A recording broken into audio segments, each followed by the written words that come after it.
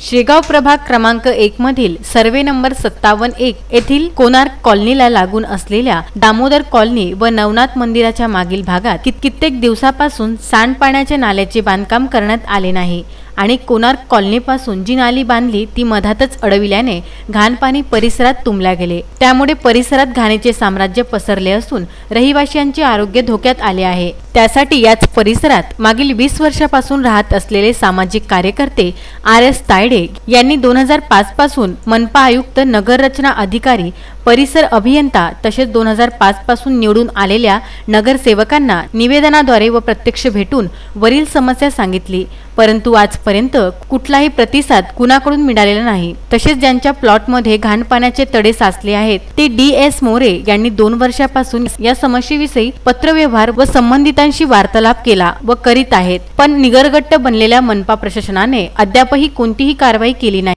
हे शेगाव प्रभाग नंबर क्रमांक 1 कोणार्क कॉलनी आणि दामोदर कॉलनीच्या मधात जवळजवळ मागील 15 वर्षापासून सततचा मौखिक आणि निवेदन देऊन सुद्धा अनेकदा महानगरपालिकेला विनंती केलेली आहे। तसंच मागील 3 पंचवार्षिक योजना झाल्या तरी पण इथच्या सन्माननीय नगरसेवकांनी आम्हाला केवळ आश्वासनांची खैरात वाटलेली आहे आणि त्यामुळे या नाल्याचा प्रश्न हा दिवसेंदिवस अधिक गंभीर होत आहे। आता ज्या ठिकाणी आम्ही उभे आहोत या ठिकाणी पावसामध्ये जवळजवळ कंबरवर पाणी या ठिकाणी होतं आणि घरात जाण्यासाठी सुद्धा रस्ता नव्हता, जो पाण्यातून जावं लागत होता। तर तसेच ही नाली ज्यावेळेस बनवण्यात आली ती मधातच थांबवण्यात आली आणि काही शेजारी सहकाऱ्यांनीच ती नाली पुढे जाऊ दिली नाही, म्हणून आम्ही ती नाली पूर्ववत व्हावी आणि जवळच जो नाला आहे तिथपर्यंत ते नेल्यास या येथील रहिवाशांचा प्रश्न निकाली निघेल। सोबतच या ठिकाणी जो आम्हाला प्रत्येक वेळा सांगण्यात येते की कोरोनामुळे कामं थांबलेले आहे, परंतु ज्या बाबीमुळे कोरोना होते ती बाब इथे प्रकर्षानं जाणवते। या ठिकाणी मलेरिया, डेंग्यू होण्याची जास्तीत जास्त शक्यता आहे।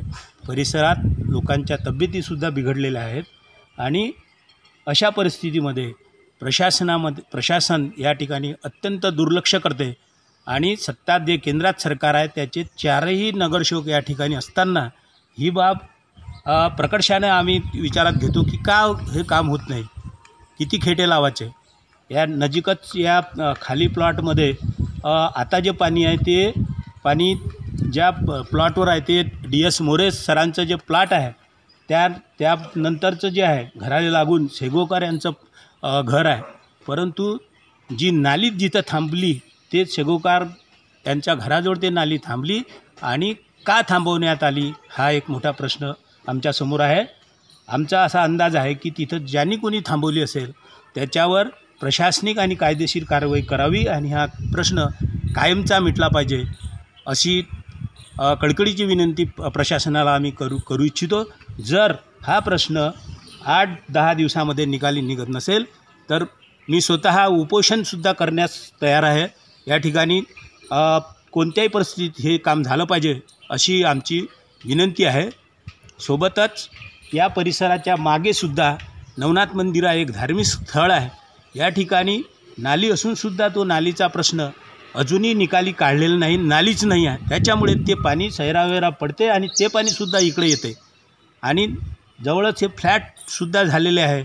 इथे कचरासुद्धा नेहमी तिथे दिसतो आहे, तरी पण हे सुद्धा जनजागृती महानगरपालिकेने करावी अशी आमची प्रशासनाला विनंती आहे। जर या प्रकरणी न्याय न मिळाल्यास आंदोलन छेडण्यात येईल असा इशारा परिसरातील रहिवासी RS तायडे, DS मोरे, रमेशराव ठवडी व इतरांनी दिला आहे। सोबतच ज्यांनी नियमबाह्य सांडपाण्याची नाली मधात अडविली त्यांच्यावर आणि त्यांना पाठबळ देणाऱ्या परिसर अभियंत्यावर उचित कारवाईची मागणी करण्यात आली आहे। Vidarbha news bureau, Amravati.